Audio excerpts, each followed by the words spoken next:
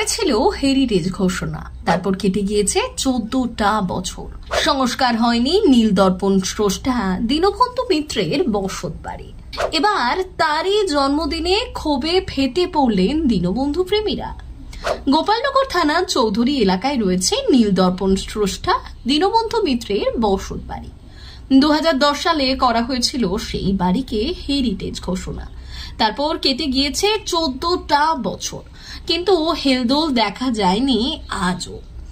গত বৃহস্পতিবার দীনবন্ধু মিত্রের 196তম জন্মদিনে এবার তারই বাড়ির জরাজীর্ণ অবস্থা দেখে ক্ষোভে ফেটে পড়লেন তার অনুরাগীরা।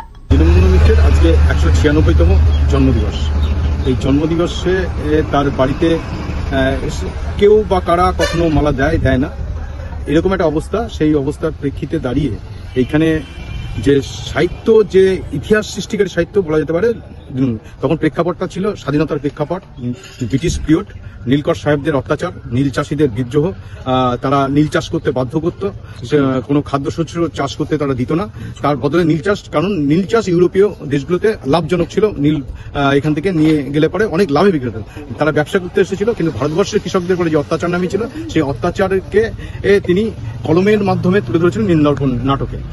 এই নীলদর্পণ নাটক শুধু ঐতিহাসিক প্রেক্ষাপট এই কারণে, আজকের দিনে দাঁড়িয়েও ব্রিটিশ শাসন, ব্রিটিশ চলে গেছে ভারতবর্ষের বুক থেকে, কিন্তু তার যে শাসনের যে পদ্ধতি, সেই পদ্ধতি আজও বিদ্যমান। জানা গিয়েছে বর্তমানে 13 কাঠা জমির ওপর দাঁড়িয়ে থাকা এই বাড়িটার এখন শীর্ণকায় অবস্থা।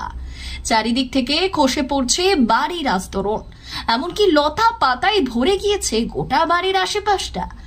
বার কয়েক দীনবন্ধু মিত্রের জীবিত বংশধররা রাজ্য সরকারের কাছে তার বাড়ির সংস্কারের আবেদন করলেও কোনো কিছুই বদলায়নি আজ অব্দি। 2010-এর 20 April West Bengal heritage commission থেকে এই বাড়িটা অধিগ্রহণ করা হয় হেরিটেজ বাড়ি হিসাবে। আমি পরবর্তীকালে মুখ্যমন্ত্রীকে একটা আবেদন করেছিলাম এই বাড়িটা সংস্কারের ব্যাপারে, এবং 2018 সালে আমি পশ্চিমবঙ্গ সরকার একটা সিদ্ধান্ত নেয় যে মনীষীদের বাড়িতে তাদের জন্মদিন পালন হবে।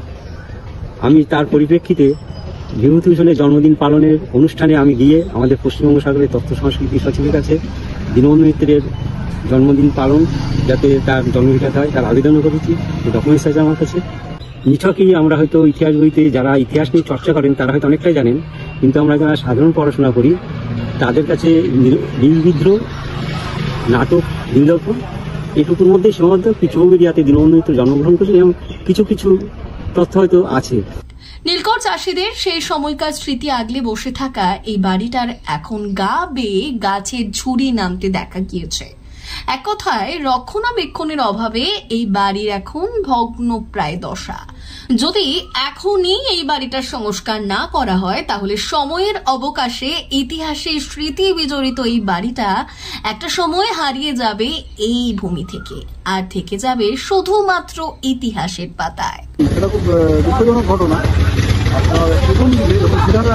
বাবারা হচ্ছে আমার নাতি, তখন আমরা ফ্যামিলি দিতে যাই যে আমরা সংস্কার করবো, এটা মিটে গেছে। পরবর্তীকালে যখন আমরা এগিয়ে গেলাম 1978 সালে 150তম জন্মবর্ষে একটা কমিটি তৈরি হয়, স্মৃতি রক্ষা কমিটি। বাবা ছিলেন তো চেয়ারম্যান, অশোক মিত্র তখন ফিনান্স মিনিস্টার, কম্পাউন্ড সরকার এলেন।